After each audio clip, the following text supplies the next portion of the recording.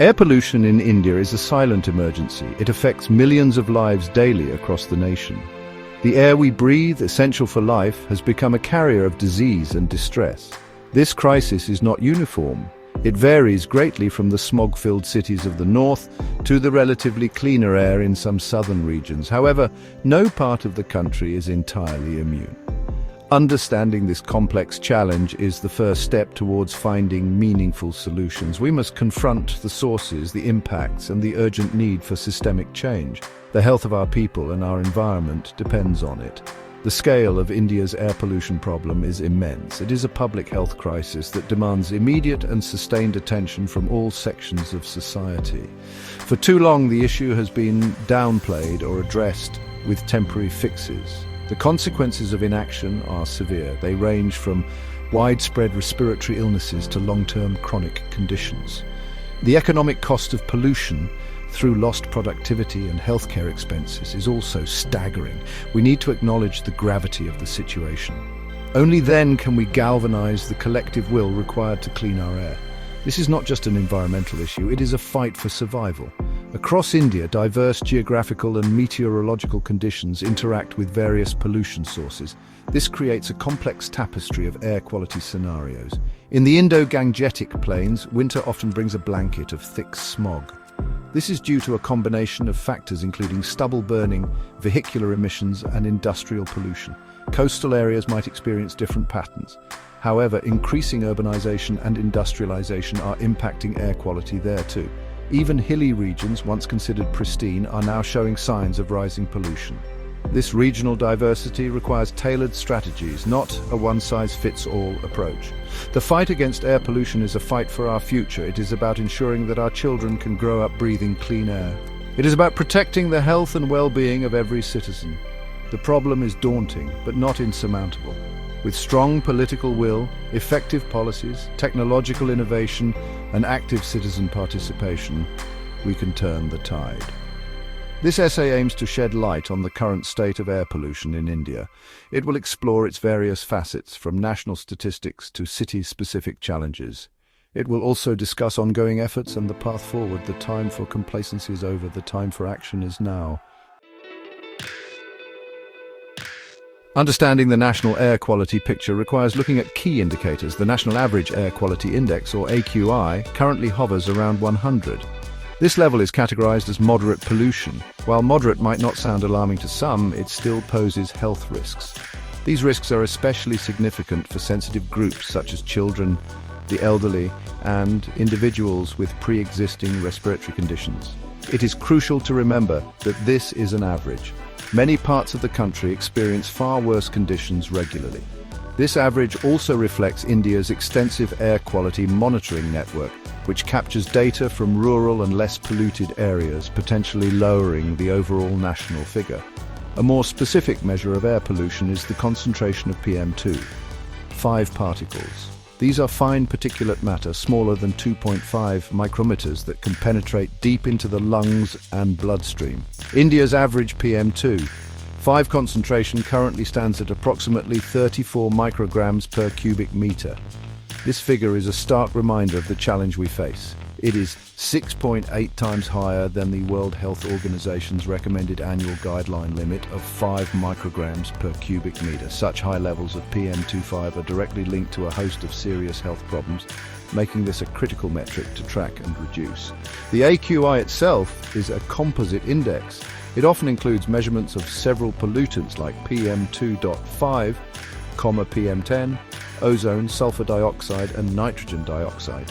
An AQI of 100 means that at least one of these pollutants is at a level that could impact health. For many Indian cities, PM2.5 is the predominant pollutant, driving the AQI into unhealthy categories. The pervasive nature of these fine particles means they are not just an outdoor problem. They can easily infiltrate homes and indoor spaces, leading to continuous exposure. This constant assault on our respiratory systems has long-term consequences that we are only beginning to fully understand. It is also important to note the seasonal variations in national air quality. Pollution levels often spike during the winter months, particularly in northern India. This is due to factors like lower temperatures, calmer winds that trap pollutants, and increased emissions from heating and agricultural burning. Conversely, the monsoon season can bring temporary relief as rains wash away pollutants from the atmosphere. However, this seasonal respite should not lead to complacency. The underlying sources of pollution remain active year-round. Addressing them requires a sustained, multi-pronged strategy rather than reactive measures during peak pollution periods. New Delhi, our nation's capital, sadly continues to earn the grim distinction of being one of the world's most polluted cities. For the sixth consecutive year in 2024, it was ranked as the world's most polluted capital city. This is a tragic record that underscores the severity of the air quality crisis faced by its residents. The air quality index in Delhi frequently soars above 150. This level is categorized as unhealthy, indicating that everyone may begin to experience health effects. For sensitive groups, the health impacts can be even more severe and immediate.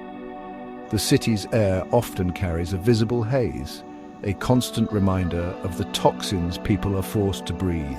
The PM2.5 levels in Delhi paint an even more alarming picture. In 2024, New Delhi's PM2.5 concentration was recorded at a staggering 91.8 micrograms per cubic meter. Some reports indicate that Delhi's overall PM2.5 levels rose by 6% to 108.3 micrograms per cubic meter in 2024. This figure marked the highest concentration since 2019. These levels are more than 20 times the World Health Organization's recommended annual guideline. Such extreme pollution has profound implications for public health. It contributes to respiratory illnesses, cardiovascular diseases, and a host of other health problems, significantly reducing the quality of life for millions. Multiple factors contribute to Delhi's toxic air. Vehicular emissions from the city's burgeoning number of cars, trucks, and two-wheelers are a major source. Industrial activities in and around the national capital region also release significant pollutants. Construction dust from ongoing development projects adds to the particulate matter load. Furthermore, the seasonal burning of agricultural residue in neighboring states, particularly Punjab and Haryana, exacerbates the problem during the winter months. This complex interplay of sources makes tackling Delhi's air pollution a particularly challenging endeavour, requiring coordinated action on multiple fronts. In response to the persistent pollution, authorities in Delhi are exploring various measures. One such initiative involves conducting cloud seeding trials. The aim is to induce artificial rain to help reduce pollution levels, especially before the onset of the monsoon season. While such technological interventions might offer temporary relief, they are not a substitute for addressing the root causes of pollution. Long-term solutions must focus on reducing emissions at their source.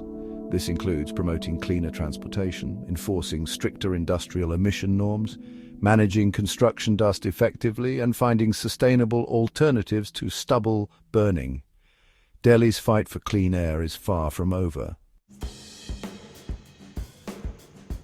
While Delhi often dominates headlines for its severe air pollution, other major Indian cities also grapple with significant air quality challenges. Kolkata, a bustling metropolis in eastern India, has seen some recent improvements, yet its air remains far from healthy.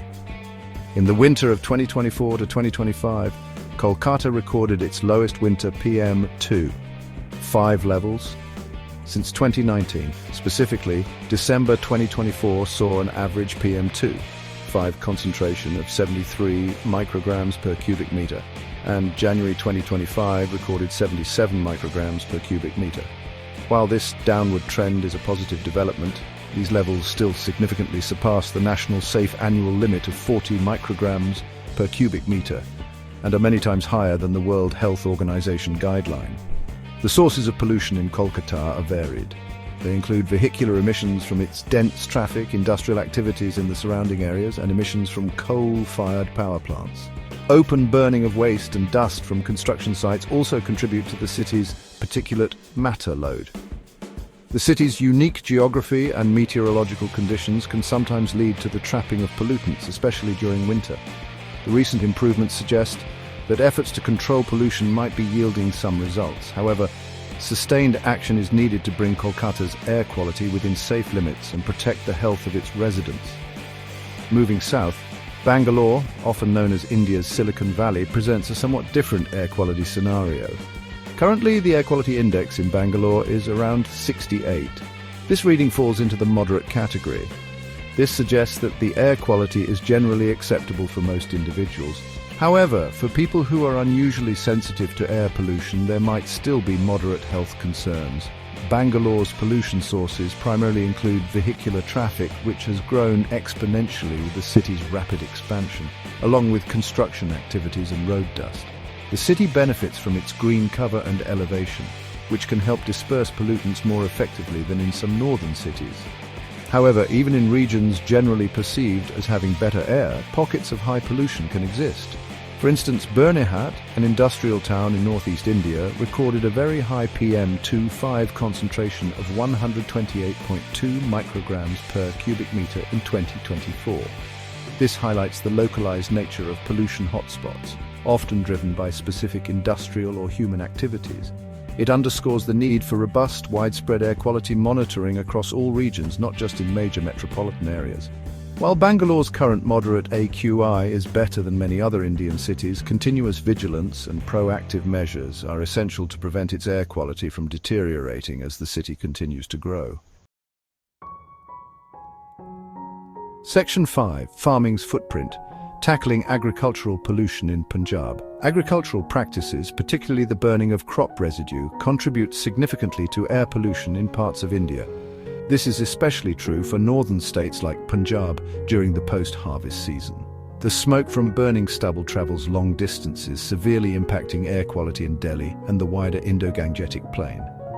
Recognizing the urgency of this issue, the state of Punjab has launched a substantial plan to combat stubble burning. A 500 crore rupee initiative has been put in place. This plan aims to provide farmers with viable alternatives to setting their fields on fire. The success of this program is crucial for regional air quality improvement. A key component of Punjab's strategy involves providing subsidized crop residue management, or CRM, machinery to farmers. As part of this initiative, 4,367 such machines are being made available. These machines, such as happy seeders, super seeders, and mulchers, help farmers manage crop stubble effectively without resorting to burning. By incorporating the residue back into the soil, these machines not only reduce air pollution but also improve soil health in the long run. Making this technology accessible and affordable for farmers is a critical step. It empowers them to adopt more sustainable agricultural practices. In addition to promoting mechanization, the Punjab government is also strengthening enforcement measures. Higher fines are being imposed for stubble burning offences. This acts as a deterrent and signals the government's commitment to curbing this harmful practice. However, punitive measures alone are often insufficient. They need to be coupled with awareness campaigns, hand-holding support for farmers transitioning to new methods, and ensuring the economic viability of alternative practices. A multifaceted approach that combines incentives, technology, and regulation is essential to achieve lasting change in farmer behavior. The challenge of agricultural pollution is complex. It is intertwined with economic pressures faced by farmers, traditional practices, and the short window available between harvesting one crop and sowing the next. Therefore, solutions must be practical and farmer-friendly. Beyond machinery, exploring options like converting crop residue into bioenergy or using it for other industrial purposes can create economic value from the stubble. Continued investment in research and development for innovative solutions, along with strong policy support, will be vital. Reducing agricultural pollution is not just Punjab's battle. It is a shared responsibility for cleaner air across North India. Section 6. The invisible peril, nanoparticles and compounded health crises. The air we breathe contains more than just visible dust and smoke. Microscopic pollutants, particularly nanoparticles, pose a significant and often underestimated health risk. A recent study conducted by Delhi Technological University has shed light on this invisible threat. The research revealed that concentrations of nanoparticles are alarmingly 30% higher near roadsides compared to ambient levels further away. This finding highlights the direct impact of vehicular traffic on exposure to these ultrafine particles. These nanoparticles are so small that they can bypass the body's natural defense mechanisms. The study further differentiated the types of nanoparticles emitted by various vehicles. It found that diesel vehicles tend to emit larger nanoparticles compared to petrol and compressed natural gas vehicles. Regardless of their exact size within the nano range, these particles are particularly dangerous because they can penetrate deep into the lungs. Once in the lungs, they can enter the bloodstream and travel to other organs, including the brain and heart. This deep penetration can trigger inflammation and contribute to a range of severe health problems, making nanoparticle pollution a serious concern for urban populations. Beyond the specific threat of nanoparticles, recent research has also highlighted the compounded danger arising from the combined effects of air pollution and extreme heat. Studies indicate that days experiencing both high levels of air pollution and extreme temperatures see a substantial increase in mortality rates in Indian cities. This synergistic effect means that the health impact is greater than the sum of the individual effects of heat or pollution alone. As climate change leads to more frequent and intense heat waves, this combined threat is likely to become an even more pressing public health challenge, particularly in densely populated urban areas. The general health impacts of PM2.5, which includes nanoparticles, are extensive and well documented. Exposure to these fine particles is linked to a wide array of health issues. These include respiratory problems like asthma and bronchitis, chronic kidney disease, various types of cancer, and cardiovascular events such as strokes and heart attacks. Emerging research also suggests a connection between air pollution and mental health, with links found to higher risks of depression and anxiety. The pervasive nature of air pollution means that virtually every system in the human body can be adversely affected, underscoring the urgent need for cleaner air. Section 7. India on the world stage, a sobering global air quality comparison. India's air pollution crisis is not just a domestic challenge, it places the country prominently on the global map of polluted nations. In 2024, India was ranked as the 5th most polluted country globally. This ranking was based on an average annual PM2.5 concentration of 50.56 micrograms per cubic meter. This concentration is alarmingly more than 10 times the World Health Organization's recommended annual limit of 5 micrograms per cubic meter. Such a high national average underscores the widespread nature of the air quality problem across the vast expanse of the country, affecting hundreds of millions of people. The situation in Indian cities is particularly dire when viewed in a global context. A staggering 13 of the world's top 20 most polluted cities are located in India.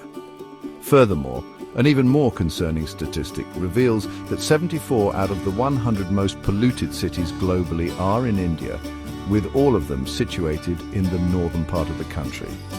The Indo-Gangetic Plain, a densely populated and highly agricultural and industrial belt, stands out as a significant pollution hotspot. These figures paint a grim picture of the air that residents in these urban centers are forced to breathe daily, highlighting an urgent public health emergency. When comparing India's situation with other nations, some contrasts emerge. For instance, China, which once faced a similar air pollution crisis, has seen pollution levels decline in over 320 of its cities in recent years. This demonstrates that concerted efforts and strong policies can lead to improvements. China is actively working to lower its PM2.5 concentrations further. In Southeast Asia, Indonesia's air pollution decreased by 4% in 2024. However, it remains the most polluted country in the region, largely due to its significant coal power capacity. Vietnam is another country in the region where air pollution causes substantial economic losses, estimated at around 4% of its GDP, prompting initiatives to raise awareness and promote sustainable practices. It is also important to consider factors that might influence these international comparisons. India has an expansive air quality monitoring network which includes data from rural and less polluted areas. This comprehensive monitoring might, in some ways, lower the reported national average PM2.5 concentration compared to countries with less extensive monitoring focused primarily on urban hotspots. However, this does not diminish the severity of the problem in highly polluted regions. Addressing transboundary pollution in South Asia through a multilateral airshed approach is also being advocated, with India expected to play a leading role in fostering regional cooperation to tackle this shared challenge effectively. Section 8. Breathing easier, practical steps for individual protection. While systemic changes are crucial to combat air pollution, individuals can also take practical steps to protect themselves and their families from its harmful effects. Staying informed about local air quality levels is the first line of defense. Reliable sources such as the Central Pollution Control Board website or apps like IQ Air provide real-time air quality index data for various cities and locations. Regularly checking these sources can help you understand the pollution levels in your area. This information allows you to make informed decisions about your daily activities and take necessary precautions when air quality is poor. On days when air pollution levels are high, it is advisable to limit outdoor activities, especially strenuous exercise. This is particularly important for vulnerable groups. These groups include children whose lungs are still developing, the elderly who may have weaker immune systems, and individuals with pre-existing heart or lung conditions such as asthma or bronchitis. If outdoor activity is unavoidable during high pollution episodes, try to schedule it for times of the day when pollution levels are typically lower. Reducing exposure, even for short periods, can make a difference to your overall health. Using N95 masks can offer an additional layer of protection when venturing outdoors in highly polluted environments. These masks are designed to filter out at least 95% of fine particulate matter, including PM2. 5.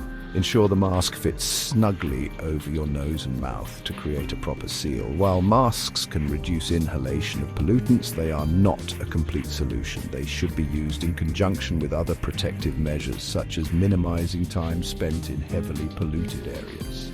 Remember that simple cloth masks or surgical masks offer very limited protection against fine particulate matter. Improving indoor air quality is also important, as people spend a significant amount of time indoors. Keep windows and doors closed during periods of high outdoor pollution. Consider using air purifiers with HEPA filters, which can effectively remove particulate matter from indoor air.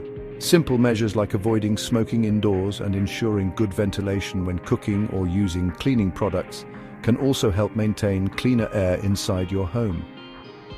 Individual awareness and proactive measures, while not a substitute for broader policy action, can play a significant role in reducing personal exposure to harmful air pollutants and safeguarding health. Section 9. Forging a Cleaner Future. The push for green solutions and collective action. The battle against air pollution requires a united front, with individuals, communities and governments working in concert. Supporting and participating in green initiatives aimed at reducing air pollution is a crucial aspect of this collective effort. This can take many forms, from advocating for stronger environmental regulations to actively participating in local efforts. Tree planting drives, for example, help increase green cover, which can absorb some pollutants and improve local air quality. Promoting and using public transportation, cycling or walking instead of relying on private vehicles can significantly reduce vehicular emissions, a major source of urban pollution. The international community is also recognizing the urgency of the air pollution crisis. The second WHO Global Conference on Air Pollution and Health, held in March 2025, set an ambitious goal to reduce the health impacts of air pollution by 50% by the year 2040. India has made significant commitments in line with this global agenda. These include aligning national actions with the National Clean Air Programme to achieve the 2040 health impact reduction target. India also pledged to strengthen its air pollution and non-communicable disease surveillance systems, promote cleaner cooking energy for households, and support clinicians in protecting at-risk patients from the adverse effects of air pollution. Global partnerships and financial commitments are vital to support these efforts. For instance, the Clean Air Fund announced its intention to allocate an additional $90 million over the next 2 years for climate and health efforts, which will indirectly benefit air pollution mitigation. Furthermore, C40 Cities, a network of global megacities committed to addressing climate change, has also pledged to reduce air pollution and support the WHO's 2040 target. Such international collaborations foster knowledge sharing, technological transfer, and provide much-needed resources to implement effective air pollution control strategies, especially in developing countries. The words of Dr. Tedros Adhanom Ghebreyesus, the WHO Director General, resonate deeply. He urged for urgent actions encompassing financial investment, technical enforcement of WHO guidelines, and a strong social commitment to clean air. The fact that nearly 50 million people globally signed up for a call for clean air action around March 2025 demonstrates growing public demand for change. While the challenge of cleaning India's air is formidable, it is not insurmountable. Through sustained political will, robust policy implementation, technological innovation, corporate responsibility, and unwavering public pressure, we can forge a path towards a future where every Indian can breathe clean, healthy air.